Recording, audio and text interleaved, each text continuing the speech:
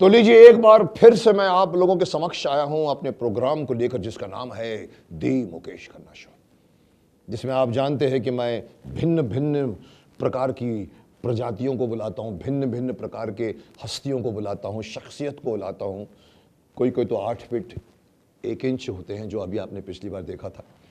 और एक पिछले आगे जाकर मैं एक जो वर्ल्ड का सबसे छोटी एक लड़की है, छोटी 1 फीट है 1.5 फीट है, मुझे मालूम है, कोशिश कर रहा हूं उनको बुलाने को। लेकिन आज मैं आपको एक बात याद दिलाना चाहता हूं, जो पिछली बार मैंने आप लोगों के समक्ष एक अद्भुत लोगों को बुलाया था, जिसको मैंने कहा था कि ये लगता है इस ग्रह के नहीं है, ये एलियंस हैं ये लोग।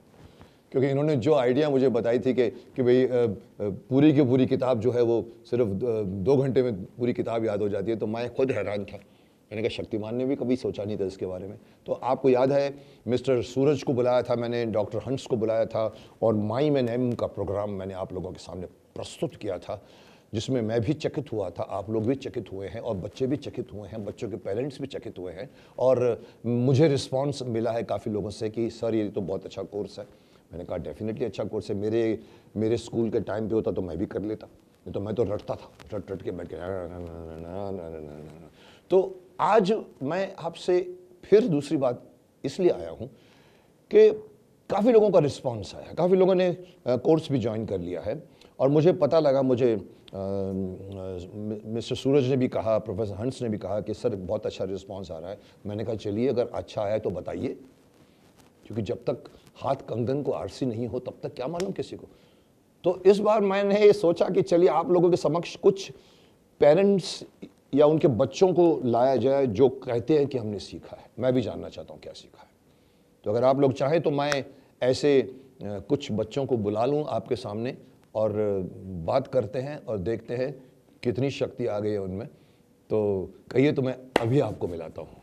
तो चलिए मैं बुलाता हूँ 2 बच्चों को, जिसमें एक का नाम है ओजस्वी और दूसरे का नाम है मनस्वी। तो आइए, स्वागत है आपका ओजस्वी जी और मनस्वी जी, आइए। नमस्कार सर। नमस्कार नमस्कार नमस्कार। तो इसमें से कौन ओजस्वी और कौन मनस्वी है?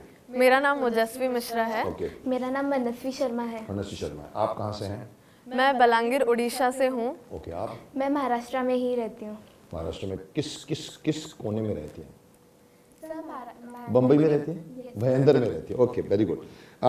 मैं जानना चाहूँगा आपके स्कूलों का नाम। आप वहाँ पर कौन से स्कूल में पढ़ती हैं और कौन सी क्लास में पढ़ती हैं? Sir up to 10th I was in KV, और फिर 12th की पढ़ाई मैंने सेंचुरियन यूनिवर्सिटी से की है। और अगर सर आपको कोई प्रॉब्लम ना हो तो मैं आपसे कुछ कहना चाहती हूँ। जी कहिए कहिए, आप मेरा इंटरव्यू लेना चाहती है, बोलिए।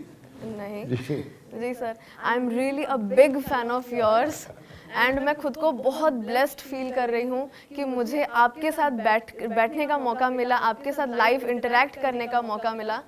पहले सर शक्तिमान देता था, महाभारत देता था, that was before I was even born, but अभी रिसेंटली लॉकडाउन में रीटेलीकास्ट हुआ, और मैंने सर महाभारत का हर एपिसोड देखा है, और आपका कैरेक्टर मुझे बेस्ट लगता है सर।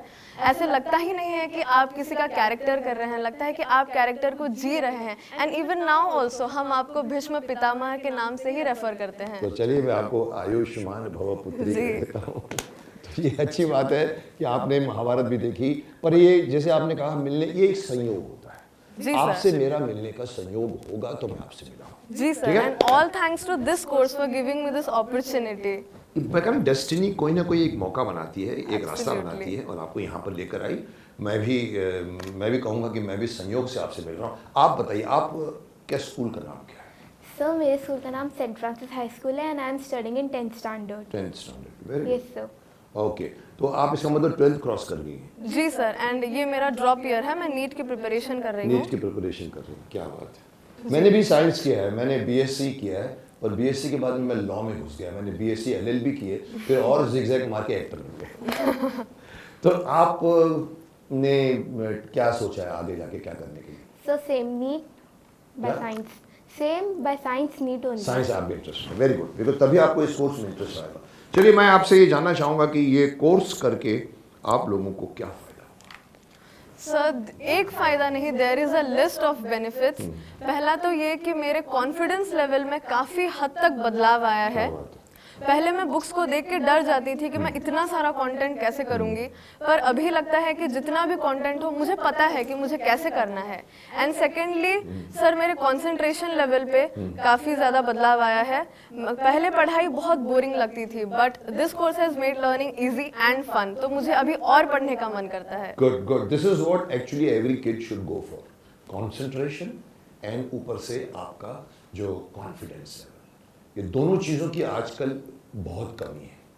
ये दिमाग में इतनी ज़्यादा ताकत है कि दुनिया का कोई भी सुपर से सुपर कंप्यूटर इसको हरा नहीं सकता। Absolutely. पर हम यूज़ नहीं करते। क्यों? क्योंकि हमें पता नहीं। अब आपको पता चला है, आपको इच्छा जागी है, कंसंट्रेशन जागा है, और कोई भी काम तभी अच्छी तरह से होगा, याद होगा, जिसमें आप इंटरेस्ट लेंगे। तो आपने इसमें इंटरेस्ट। जी सर। आपको क्या हासिलात हुई है? सर जैसे मैंने ये कोर्स तो अभी रिसेंटली ज्वाइन करा है, बट जो मेरा कॉन्फिडेंस लेवल था स्टार्टिंग में वो बहुत लो था, जिसके कारण अभी वो बहुत हाई हो गया है। तो अभी जैसे हमारे 10th के बोर्ड एग्जाम स्टार्ट होने वाले हैं, तो उसमें हमें पूरे रात बैठ के मगअप करना पड़ता था, रट्टा मारना पड़ता था। तो इससे वो जो ये कोर्स है, इसके कारण हमारी स्टडीज़ में हमें बहुत ईजियर वे पता चला है कि हम जल्दी से कर सकते हैं और ज़्यादा इश्यू भी नहीं होता।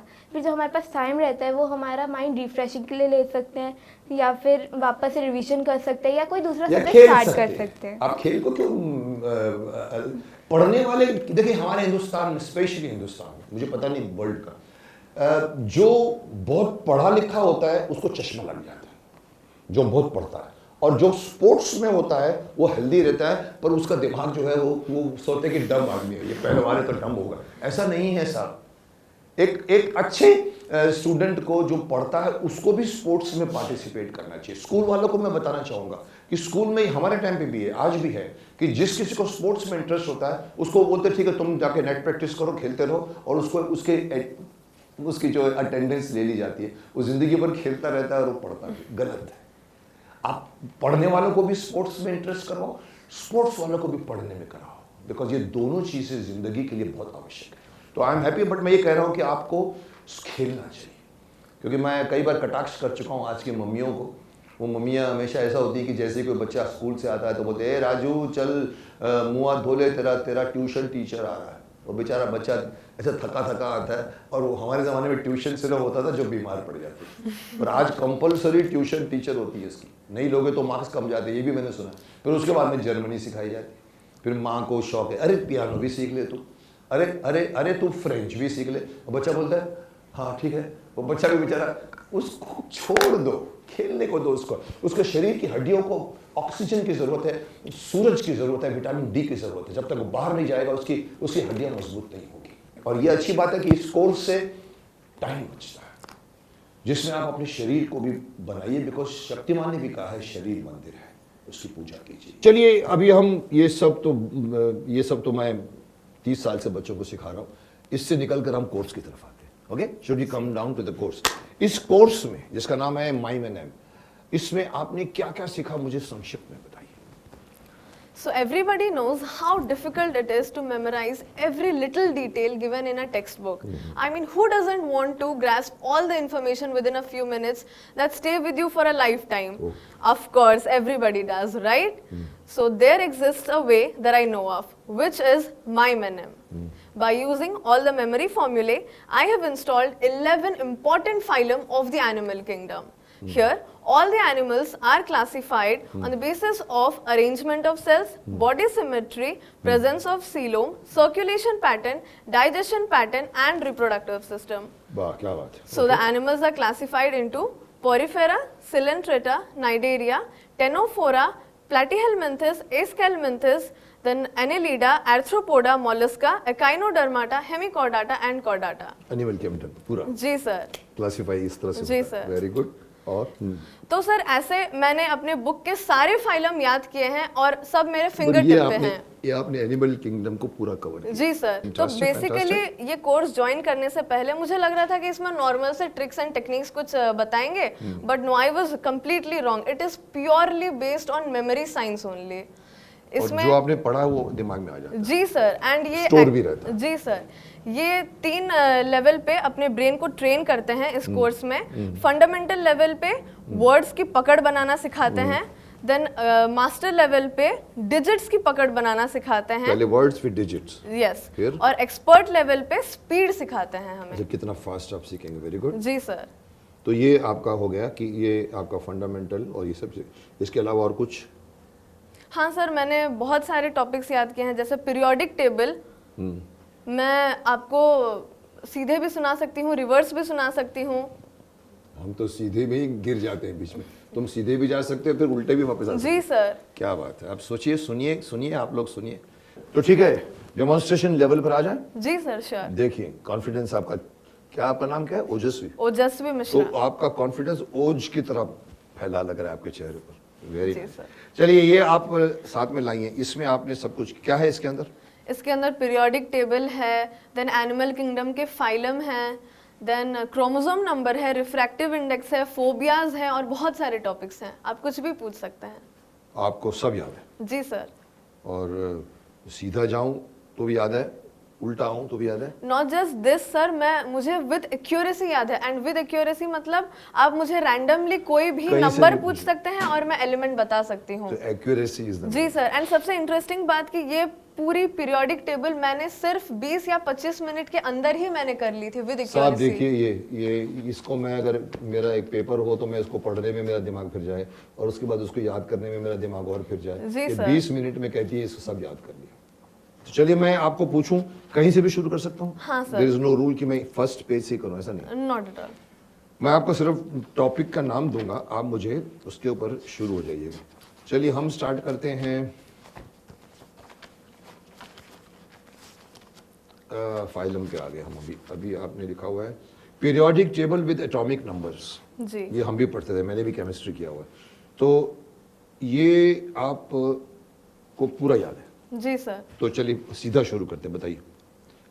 Atomic number 1, hydrogen, 2, helium, 3, lithium, 4, beryllium, 5, boron, 6, carbon, 7, nitrogen, 8, oxygen, 9, fluorine, 10, neon, 11, sodium, 12। Magnesium. Okay, अभी मैं आपको कहीं से रैंडम पूछ सकता हूँ। जी। 40 number. 40 is zirconium. Zirconium, my God. 48 48 is cadmium. Cadmium. ये सारे मैंने भी बीएससी में केमिस्ट्री फिजिक्स किया है और मैंने ये फिजिक्स छोड़कर केमिस्ट्री में आया, तो ये सारे के सारे एलिमेंट्स याद करने पड़ते थे। अब अगर मैं सपोजिंग इसको मैं उल्टे से आपको पूछूं, वो भी चलेगा? हाँ पूछ सकता है। अरे बाप रे, 105। 105। 105 तक है ना? चलिए, मैं 105 से पीछे आता हूँ। नहीं सर, टोटल 118 एलिमेंट्स हैं। 18 है, तो 18 से शुरू करना चाहते हैं? मुझे लगा आप पतली करी पकड़ेंगी। चलो ठीक है, 118 कौन सा है? ओर्गेनेशन। 17 कौन सा है? 117। Tennessine. 116। 116 is livermorium. Very good. 115। Moscovium. 114। Flerovium. 113। 113 is nihonium. 112। Is copernicium. क्या बात है, अभी मैं जंप मार के 97 पे आता हूँ। चलिए, 97 बर्केलियम। अब क्या कहेंगे आप? इसको याद करने के लिए हमारी रातें खराब हो जाती थी। कितने टाइम में आप? 20 मिनट में? हाँ 20-25 मिनट के अंदर ही। एंड मुझे रिवाइज करने का भी जरूरत नहीं था। हम तो पढ़ते थे, फिर मैंने देखा एग्जाम के बाहर खड़े खड़े लोग सब लगे रहते थे। क्या हो रहा है? कोई नहीं, एक इससे बात कर रहा है, ये करना पड़ता है रिवाइज करने को, पर आपको सब। इसके अलावा एक और चीज का भी देखते हैं कि आपको जो अभी आपने कहा था पाइथो वाइथो, क्या कहा था आपने? फोबिया। इसके ऊपर आते हैं। ये है फाइलम हेमिकॉर्डाटा। क्या बोलते हैं? हेमिकॉर्डाटा। हेमिकॉर्डाटा। ये क्या चीज है? ये एनिमल किंगडम है ये? हाँ, एनिमल किंगडम का एक फाइलम है। एक फाइलम है, फाइलम है, फाइलम है, फाइलम। ओके, आप पहले फाइलम आर्थ्रोपोडा के बारे में बता दीजिए थोड़ा सा। Phylum Arthropoda. This is the largest phylum in the animal kingdom.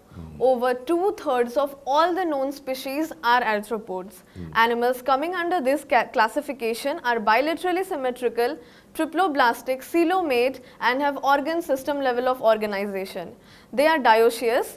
And body is divisible in 3 parts: head, thorax, and abdomen, क्या and is externally segmented and with chitinous. Appendages का मतलब होता है पैर और हाथ के जो limbs जी सर, limbs होते हैं। they have jointed appendages that suggest the name arthropoda. Arthro means joint and poda means appendages. अच्छा, अपेंडिक्स पोड़ा होता है इसका। Yes. चलो आगे एक और बढ़ते हैं, अभी जंप मार के हम दूसरी जगह पे आते हैं। उसका नाम है फाइलम हैपी। फाइलम जो आप बता रहे थे, Hemichordata. हेमिकोर्डाटा। This phylum represents a small group of worm-like marine organisms. Okay. Earlier, it was a subphylum of the phylum Chordata. Animals coming under this category are bilaterally symmetrical, बस triploblastic. मेरा दिमाग फिर गया ये सब सुन के। कमाल कमाल कर दिया आपने। एक और चीज देख रहा हूँ, chromosome numbers of various animal. Chromosome numbers भी होते हैं? जी सर, सब एनिमल्स के डिफरेंट क्रोमोसोम चलिए मैं नंबर्स आपको होते हैं। जानवर का नाम दूंगा, आप उसका क्रोमोसोम नंबर बताइए। श्योर। वोल्फ का 78। Very good. काउ का? काउ का 60। Very good. एलिफेंट का? 56। हनी बी का? हनी बी का मेल में होता है 16 एंड फीमेल में 32। फैंटास्टिक। ओके, अभी एक है refractive index for various material. ये क्या जी। होता है रिफ्रैक्टिव इंडेक्स? रिफ्रैक्टिव इंडेक्स जैसे अभी हवा का कितना है? एयर का? हाँ, एयर का? एयर का 1.0029। Very good. और वाटर का? वाटर का 1.33। Very good. रूबी का? रूबी का 1.71। ये सब के रिफ्रैक्टिव इंडेक्सेस रहते हैं हर जो मटेरियल्स दुनिया में मिलते हैं। जी। फिर उसके बाद में हम और पकड़ सकते हैं आपको कुछ और आपकी ताकत बताने के लिए। तो मैं आई थिंक आपने सब कवर कर लिया। कुछ एक नई चीज़ दिखी तो मैं पूछूंगा, अदरवाइज मैं अभी आऊँगा मनस्वी की तरफ। फिजिक फाइलम सब बता दिया आपने। इनफैक्ट आपने तो पूरा फाइलम के बारे में पहले बहुत बड़ा लेक्चर दिया था मेरे को। जी सर। क्या बात है। मेरे को भी पहली बार मालूम पड़ा कि एनिमल किंगडम जिसको हम लोग बहुत कम देखते हैं उसका भी आपको इतना नॉलेज। लास्ट में फोबियाज भी हैं। फोबिया? हाँ, वो फोबियाज तो बताया ना आपने, नहीं बताया? नहीं। चलिए उसके बाद फोबियाज। हाँ, फोबिया बताइए। फोबियाज कौन कौन से हैं? ईगोफोबिया क्या है? अर्गोफोबिया इट इज अच्छा, अर्गोफोबिया क्या है? Fear of work. Fear of work, जिसको आज आपको नहीं है। नहीं। Very good. एक्रोफोबिया मतलब? Acrophobia is fear of height. Oh, यानी कि जिसको हम कहते हैं कि वर्टिगो आ जाता है, जो हाइट का ऊपर खड़ा हो नीचे देखे तो उसको चक्कर हाँ, आने ऊंचाई से डर लगता लगता है, है। तो उसको बोलते हैं एक्रोफोबिया। एक्रोफोबिया, क्या यस। बात है। Bibliophobia? Bibliophobia is fear of books, जो आप लोगों को आजकल नहीं। बहुत सारे स्टूडेंट्स को होता है। जो आप लोगों को नहीं। हाँ, इसीलिए माइमेनम कोर्स ज्वाइन करना क्या बात चाहिए। है। सुनिए सुनिए। और उसके बाद में क्लॉस्ट्रोफोबिया, ये हम बहुत बार सुन चुके हैं ये वर्ड। जी। मैं जानना चाहूंगा उसकी meaning it is the fear of confined places. Yes. कभी कभी आदमी अपने कमरे में बैठा होता है, उसको सडनली लगता है कि मैं किसी कैद में बैठा हुआ हूँ, तो वो लोगों को बाहर भागने की इच्छा, तो उसको क्लॉस्ट्रोफोबिया बोलते हैं। यार खिड़की खोल दे यार, बोलो आप भी उसको क्लॉस्ट्रोफोबिया, करेक्ट? जी। फिर एक है ये मेरे लिए भी नया है, cacophobia. Cacophobia is fear of ugliness. I my goodness. मतलब अगलीनेस का भी फियर होता है जी। इंसान को, जी। जो नहीं होना चाहिए। इसीलिए Please, लोग नहीं होना surgeries चाहिए। करवाते कोई हैं। भी आदमी अगली हो तो भी आप उसको मनुष्य मान के चलिए, ये अगली है, ऐसा मत करिए। जी बिल्कुल। बट ये वर्ड है अगली फोबिया, जी। कुछ किसी को होता है। होता है बहुत। और एक है phobophobia. Phobophobia is the fear of fear itself. Phobophobia is the fear of the fear itself, correct? जी। मतलब तो इस ये मुझे थोड़ा सा समझाइए। फियर ऑफ फियर मतलब डर का भी डर? जी, मुझे ये कहीं हो ना जाए इसका डर। तो एंग्जाइटी बोलेंगे इसको हम, कि हम एंग्शियस है कि ये मैं करूंगा तो वहाँ पता लगा वहाँ पर जमीन फिसली होगी, मैं फिसल जाऊंगा, मैं बाहर निकलूँ तो गाड़ी आ जाएगी। जी। तो fear of fear. Fear of fear. क्या बात है, क्या बात है। आई मीन ओजस्वी, योर 100 में से 100 मार्क्स आपको दूंगा। Thank you sir. Good, this is nice to meet you and again the credit goes to माइमेनम। एब्सोल्युटली। एंड मैं तो चाहूंगा कि पूरे देश के सभी बच्चे आपकी तरह हो जाएं, जी सर। ताकि वो सबसे अगर मैं घूम घाम के फिर से वही आता हूँ शक्तिमान की बात की, खेलो। क्यों पढ़ने वाले को खेलने से वंचित रखते हो आप? तो आपकी अगर कोई इस तरह से अगर याद कर ले तो पता लगा उसको पूरा टाइम है तो माँ भी नहीं बोलेगी हाँ जा खेल खेल खेल खेल। तो आई एम हैप्पी कि अगर आपको पास टाइम है तो खेलिएगा, यू ऑल्सो डोंट बिकम। फिर फोबोफोबिया का भी कौन सा, खेलोफोबिया कौन सा होता है? आपको खेलोफोबिया तो नहीं है ना? नहीं नहीं बिल्कुल तो नहीं। You must play. ओके मनस्वी, आप इतनी देर से बैठी बैठी सुन रही हैं हमारी बातें। मैं जानना चाहूंगा कि आपको भी यही सब कोर्स से आप भी गुजर रही हैं, आप यस बता सर। दीजिए।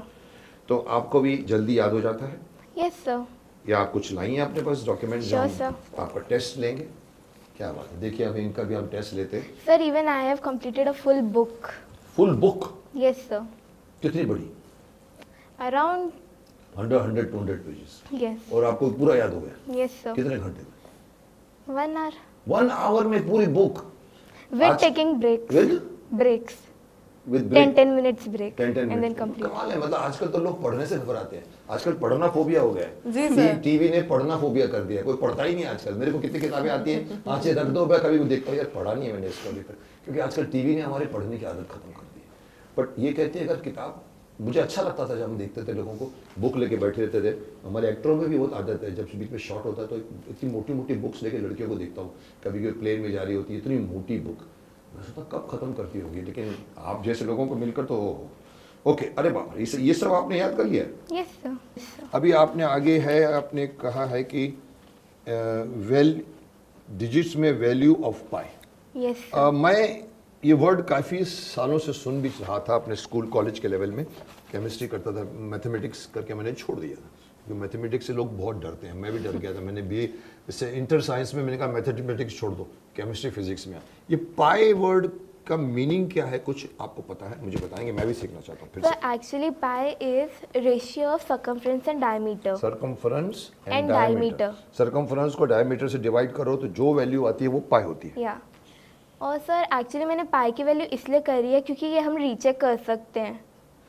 जैसे अगर किसी को डाउट हो तो हम लोग रीचेक कर सकते हैं, और ये नॉन टर्मिनेटिंग रहती है।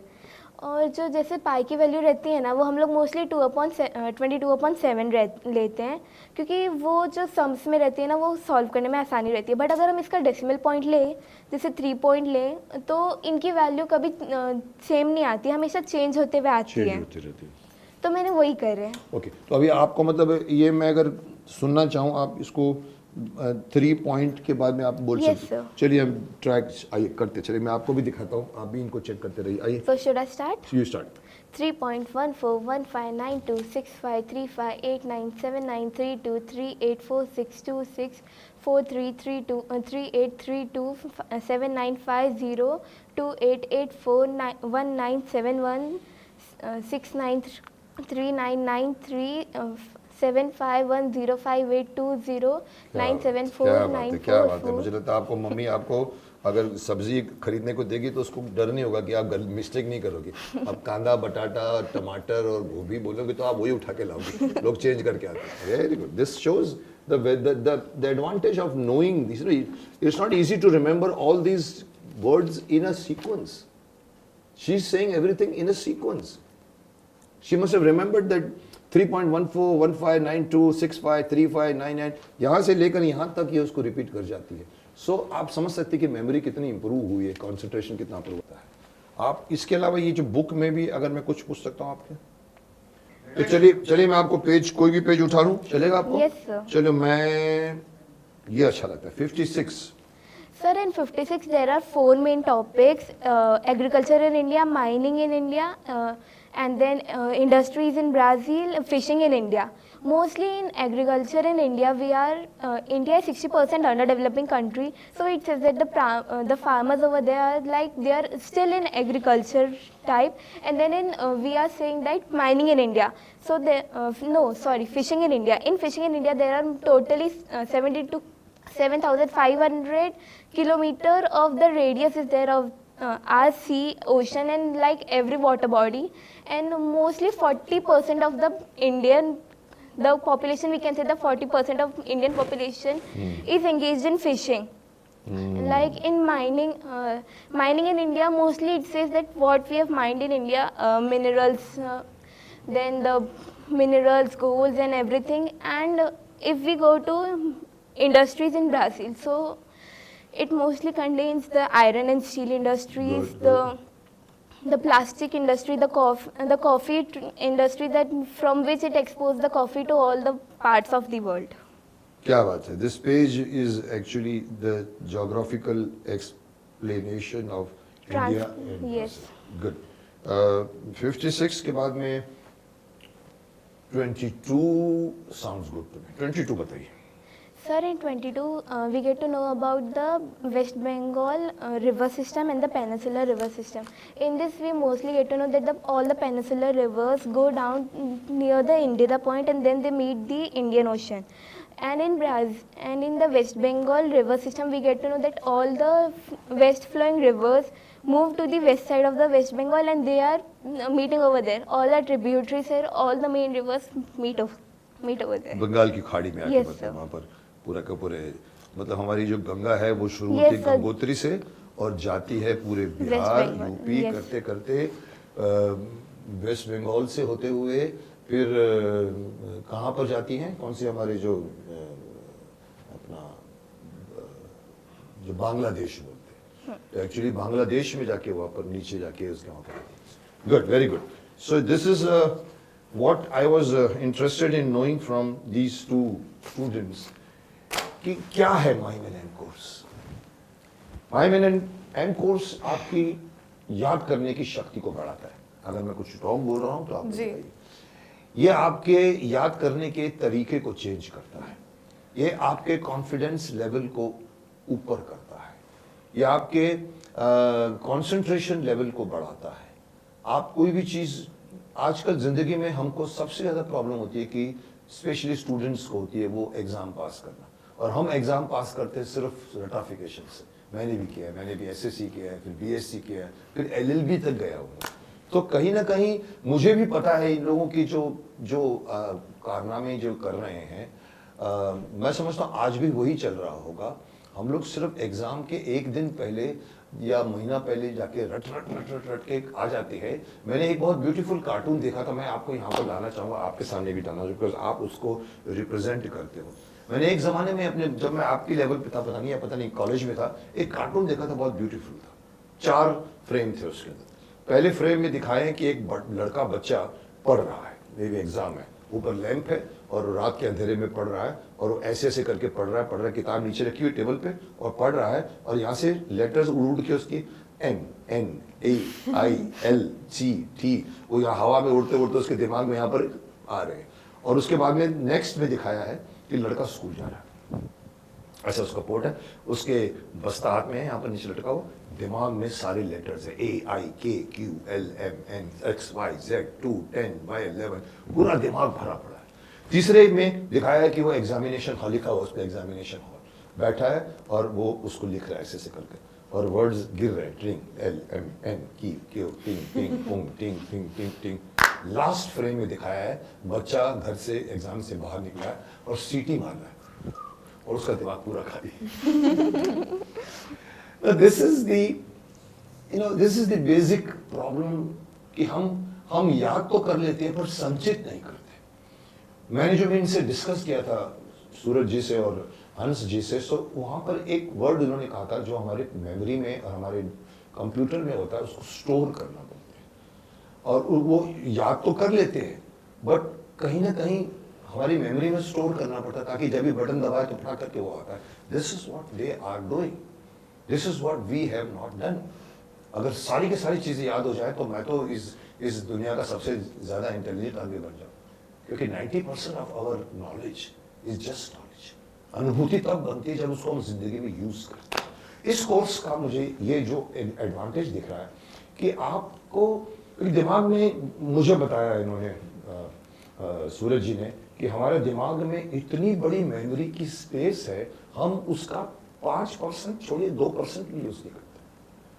कहते कि पूरी की पूरी लाइब्रेरी है तो उसकी सारी किताबें आप हम रख देते हैं आपके दिमाग में अगर आप उनको याद कर लो तो भी वो दिमाग के कोने में पड़ी रहेगी और बोलेगी आओ और बताओ और कुछ चाहिए और बच्चा जो होता है जब पैदा होता है तो कहते हैं बच्चे की स्लेट खाली होती है और उसको हम इसीलिए कहते हैं बार बार कि बच्चों के साथ माँ बाप को रहना बहुत जरूरी है उस वक्त तो जो कुछ भी सीखता है ना वो जिंदगी भर उसके साथ रहता है क्योंकि दिमाग हम बड़े हो जाते हैं तो हमारे यहाँ पर तो ट्रैफिक जैम होता है कोई सुनाता है हमको तो हम उसको सुनाते हैं वो जब तक आपने सुना भी नहीं और आप बोलते जो मेरे तरफ से भी सुन लो अरे बाबा उसने बोला वो तो सुनो क्योंकि जगह नहीं आपके दिमाग बच्चे के दिमाग की स्लेट खाली रहती है इसलिए बच्चों को सीमेंट एक आपको फाउंडेशन देनी पड़ती है और अगर ऐसी यादाश्त हो तो इनको आप लोगों को जितना कुछ सिखाया गया वो जिंदगी भर रहेगा आपके साथ। यस बिल्कुल, ये परमानेंटली इंस्टॉल हो जाता है। Install is right word. मैंने जो स्टोर कहा था वर्ड इज इंस्टॉलमेंट, आप उसको इंस्टॉल कर देते हैं। जैसे कंप्यूटर में हमारे इंस्टॉल पड़ा रहता तो हम उसको कभी भी रिकराइट कर लेते, तो वैसे आपका ये है। तो मैं जो सवाल पूछ रहा था ना ओजस्वी, वो ये है कि आपकी तो प्रतिभा मैंने देखी, आपसे मैं एक सवाल पूछना चाहता हूँ जो आपकी बड़ी उम्र के लोग मुझे जवाब दे पाएंगे, लेकिन मैं चाहता हूँ आपके मुंह से भी वो बात निकले। ये जो आप सीख रही हैं, आपको लगता है कि ये सिर्फ स्कूल के एसएससी बीएससी में भी आपका जो कोर्स है MBBS तक जाओगे वहाँ तक सिर्फ एग्ज़ाम पास करने के लिए है, या ज़िंदगी के एग्ज़ाम में भी आपको हेल्प करेगा? ये आगे भी जाके प्रोफेशनल कोर्स होते हैं ना, कोई डेंटिस्ट बनता है, कोई सर्जन बन जाता है, उसको भी ये कोर्स का फाउंडेशन काम आएगा?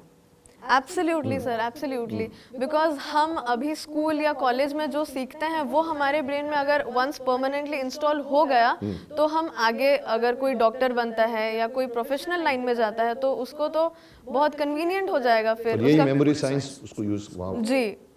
तो मेमोरी साइंस जो अभी आप सीख रही हैं वो मेमोरी साइंस उसके साथ रहने वाला है, तो वो उसको हेल्प करेगा। बिल्कुल बिल्कुल। मनस्वी, तुम्हारा क्या इस पे ख्याल है? तुम जो कुछ सीख रही हो आगे तुमको काम आएगा? Yes sir. कैसे? Actually, sir, like I am still in school and Didi is in college. So when we go in next time, so उसमें भी हमें चीज़ें रहती हैं जो हमें करनी रहती है. Like for I will go in doctory, so in there also we will know the like diseases, then their symptoms, then what medicines are there. So for knowing them, we should also know that we should keep them in our brain so that we don't have to like mug up all these things again and again and again. So it will be really helpful. इसमें मैं एक ही बात add करूंगा मनस्वी कि एक छोटी सी बात है, आपने शायद सुनी ना सुनी हो कि ज्ञान, नॉलेज इज नॉट विजडम। ये कहीं ना कहीं आपने सुना होगा। मीनिंग क्या समझती हो उसका? Knowledge is not wisdom. Can you elaborate? जिसके पास सिर्फ बुकिश नॉलेज हो वो उनको असल में ज्ञानी नहीं माना जाता। क्यों? ज्ञानी कब बनेगा? ज्ञानी तब बनेगा जब वो उस ज्ञान को, उस नॉलेज को अपनी जिंदगी में अनुभूत करेगा, इम्प्लीमेंट। आपको योगा के आसन पढ़ के पूरी किताब याद आई, कोण आसन ऐसा होता है, वज्रासन ऐसा होता है, शीर्षासन ऐसा होता है, ताड़ासन ऐसा होता है, या जो हमारे रामदेव बाबा सिखाते ये करो, ये नॉलेज है।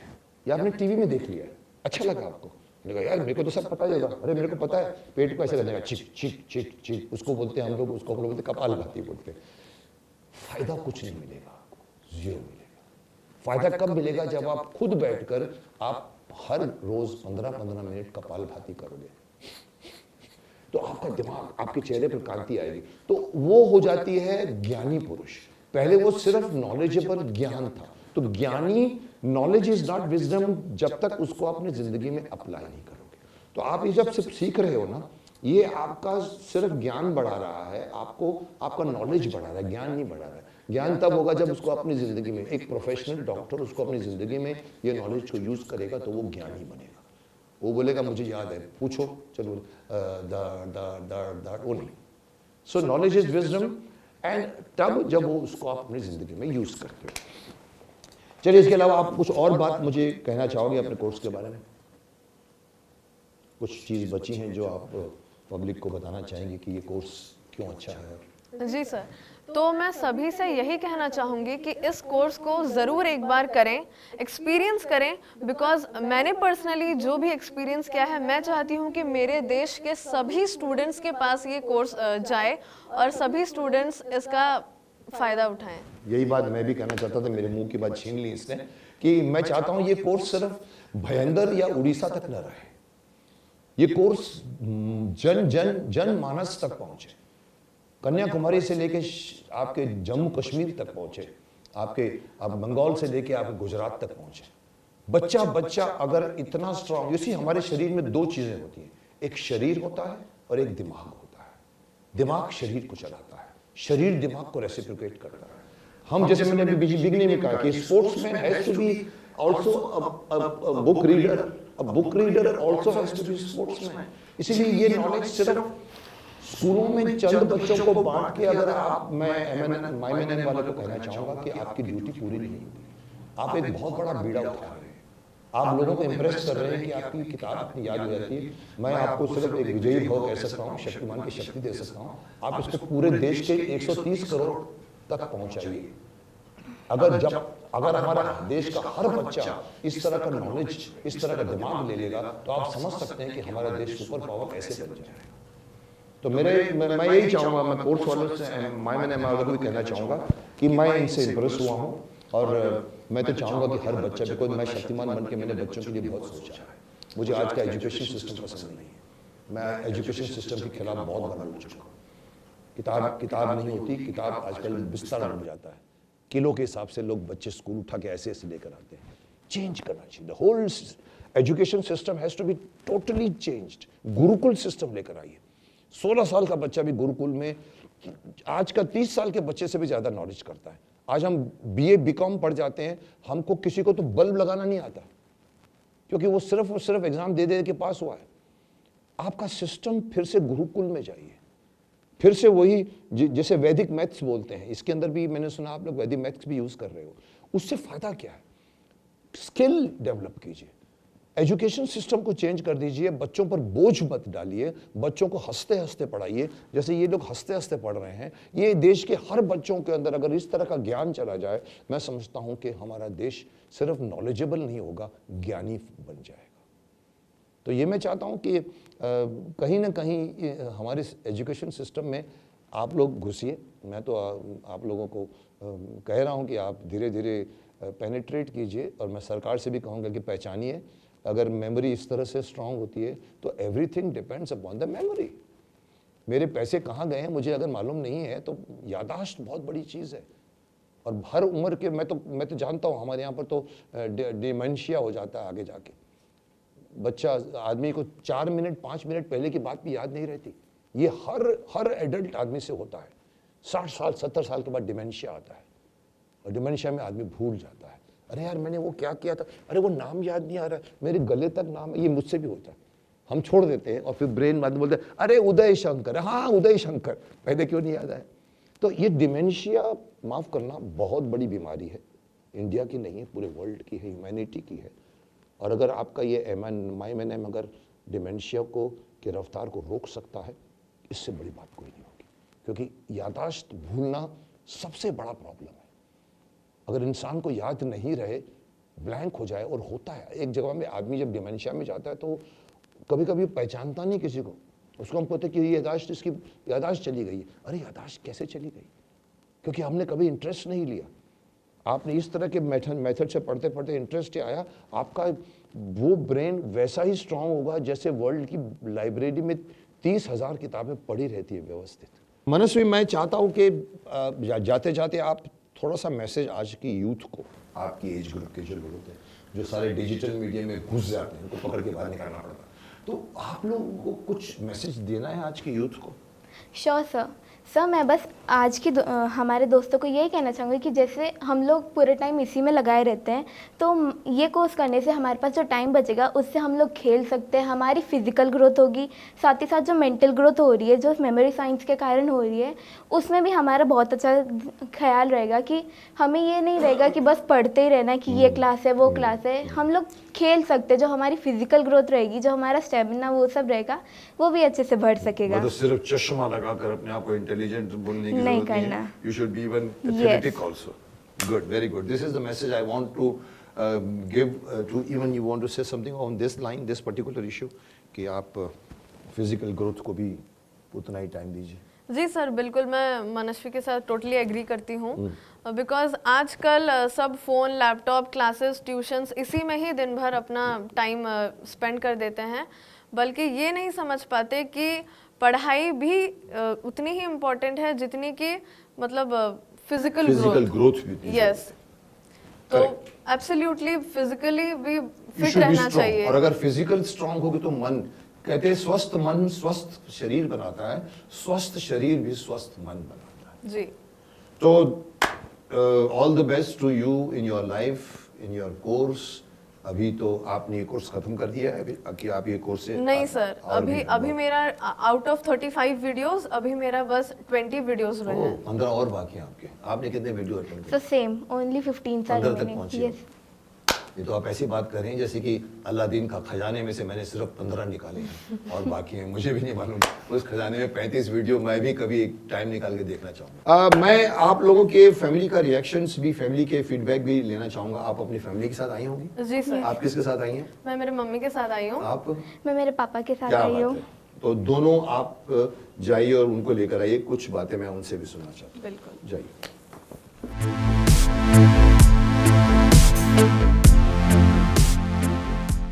आप पहले आइए, आइए। नमस्कार, नमस्कार। आप इनके पापा हैं? जी सर। बैठिए। मैं सिर्फ इतना जानना चाहूँगा कि आपकी बेटी जो कुछ सीख रही है, आपका उस पर क्या रिएक्शन है और आपको क्या लगता है कि ये सही राह पे जा रही है? सर तो मैं इतना ही कहना चाहूँगा इसके लिए कि नए नए जो ये है इंस्टीट्यूट एवं माई जो भी इंस्टीट्यूट है, इसने मेरी बेटी का स्तर बहुत बढ़ा दिया है। और ये थोड़ा ध्यान अभी पहले तो किताबों में लगी रहती थी, अभी इसने वो किताबें छोड़ के थोड़ा ध्यान खेल कूद में, घूमने में और देना शुरू किया है। Very good. तो मैं तो ये चाहता हूँ कि ये सब बच्चों को मिले और सबको इसके लिए ग्रोथ हो, सबको मतलब इसमें अच्छा लगे। तो आप खुश हैं? मैं बहुत खुश हूँ। आप चाहेंगे? जी ठीक है। कितने बच्चे हैं आपके? मेरे 2 हैं। तो आप अपने दूसरी संतान को भी इसमें डालेंगे? जी, दूसरी को भी डालेंगे। Very good. बहुत बहुत अच्छा काम किया आपने। मैं आपको सही कहना चाहूँगा कि बहुत सही निर्णय लिया आपने। जी जी सर, हम आपसे आशीर्वाद चाहते हैं कि आपका आशीर्वाद हमें बना रहे। चलिए, आयुष्मान हो, आपको भी कह सकता हूँ। या। बस आप लोग बस अपने बेटों की देखभाल करें और मैं कहूँगा कि आप अपने पापा की भी देखभाल करें, ये बहुत Sure, जरूरी है। ओके, Yes, चलिए, sir. Thanks for coming. Thanks.